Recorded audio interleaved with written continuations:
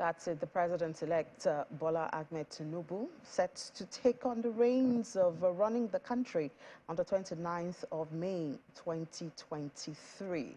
And there he has promised that he's going to run a government of the people, by the people, and for the people. Well, let's look at the economic side of this and some of his promises even before now. We have joining us for this conversation Professor of Economics, Lagos Business School, Professor Bongo Adi, joining us virtually from Aja. Thank you so much, Prof. Good morning. Good morning. Thanks for having me. Good to have you, Prof. So let's start with the President-elect's promises there. I hope you did hear him when he was saying that he's promising an inclusive government.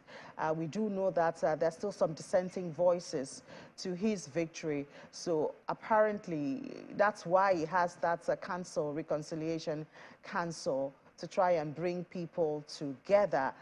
From the economics perspective, how do you see this working? How do you think he could approach it, or maybe approach the business community to get an inclusive government even before he takes over in May?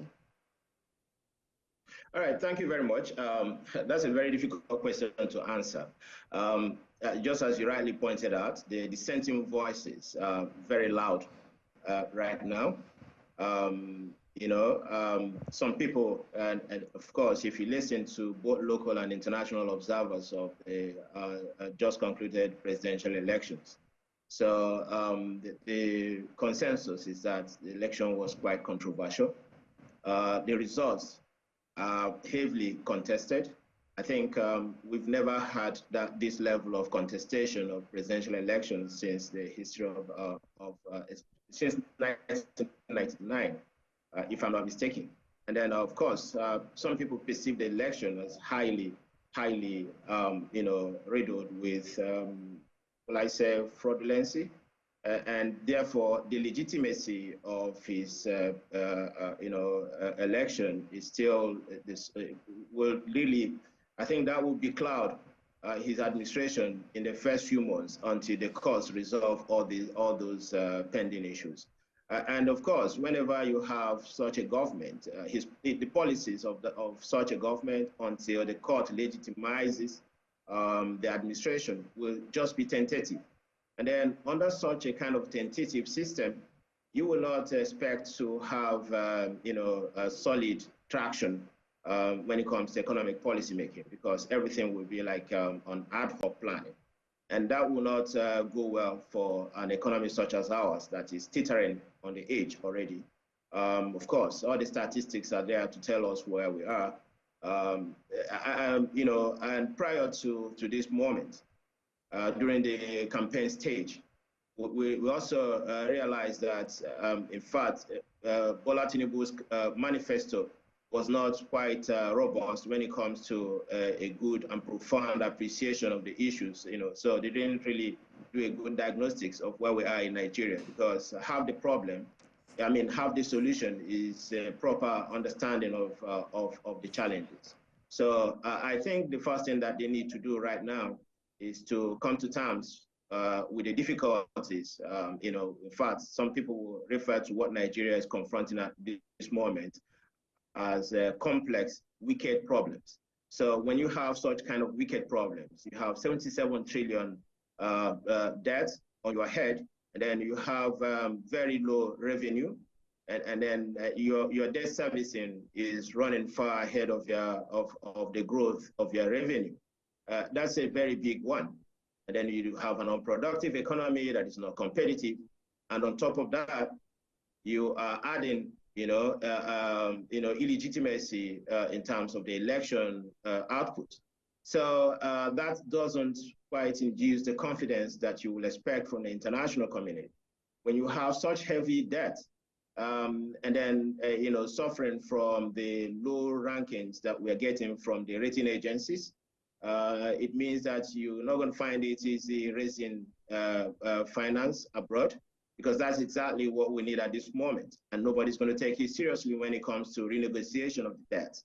And until all of these things are done, and these are, in fact, day one issues that must be tackled for us to make any sort of appreciable progress in the shortest period of time. The debt needs to be addressed. That's the major issue. Otherwise, the economy will continue to suffer. You cannot have a high level of debt and expect that all these newfangled monetary policy that the CBN have embarked on, whether it is currency redesign or whatever, that they are targeting, the velocity of money and whatever they say, will have any effect. Because when you have such heavy debt and you have to service them, you have to look for the money. Then whether you're going to use the ways and means, so that will actually lead to more abuse of that ways and means opportunity. And as that happens, inflation will be the resultant effect. So it's not going to be easy, whether it is Bola Tinubu or anybody. So it's not going to be easy for the administration in the early days.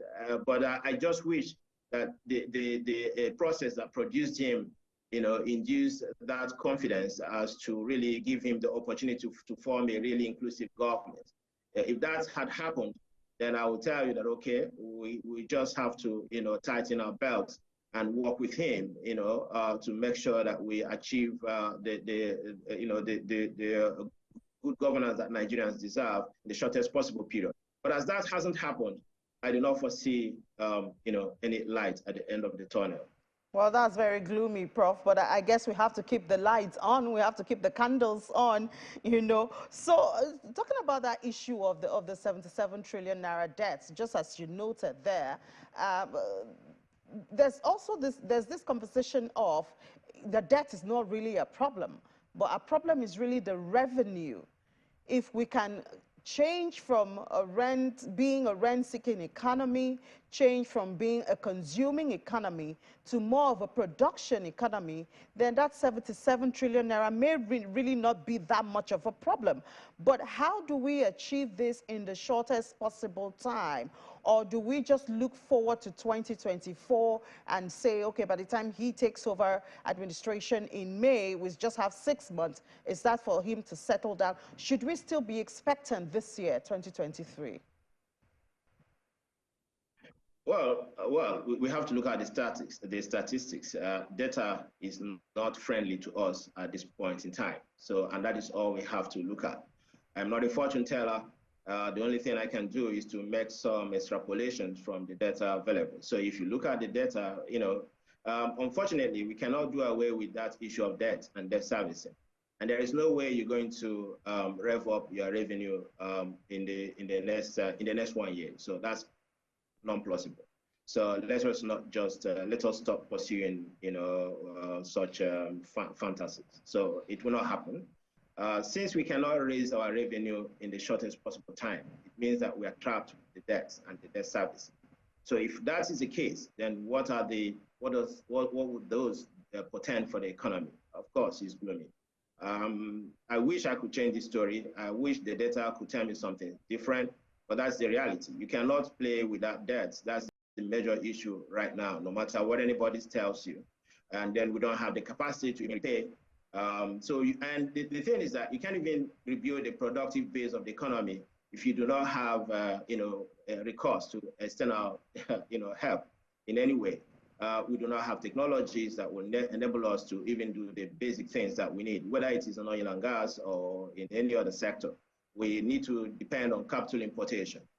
And then over the years, we've seen that in the last 8 years of President Buhari's maladministration, that capital importation has gone to all-time low. So, and then with this, the fraud of an election that has just been concluded, investors will definitely run away from Nigerians. Even Nigerians are planning to run away from the country. So the first thing that needs to happen is to induce some bit of confidence and trust in this economy. If you do not restore the credibility of Nigerians, people need to take us seriously. As it is right now in the international sphere, we are seen as a laughingstock of Africa, given the sham election Sorry, that Prof. INEC We'll just, supervised. Prof. So We'll that is the real challenge. Prof. We have to look Hello, at that Prof. before we talk about the economy. All right, Prof. I would just have to say that do please, we're talking business here, so let's keep to that and then follow the rules of a conversation in a public sphere. I do know, of course, you have your rights. You do have the right to express your sentiments and all that, but I mean, we're on international television, so let's just keep it that way. All right, I guess we might have to take a short break now.